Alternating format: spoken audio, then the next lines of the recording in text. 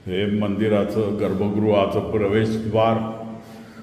प्रवेशद्वारावर साधारणतः हेमाडपंथी मंदिरांमध्ये जसं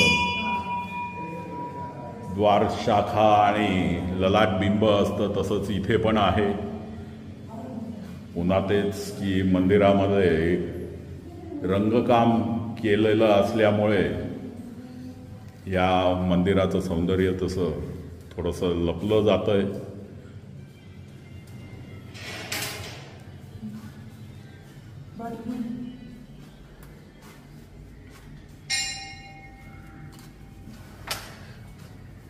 हे केळेश्वर महादेव आपल्याला लिंग इथे शिवलिंग दिसतं आहे।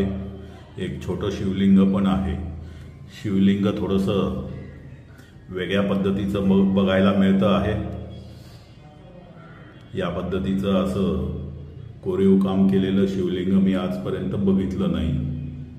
वेगळ्या पद्धतीचं शिवलिंग आहे आणि निश्चितच सुंदर आहे।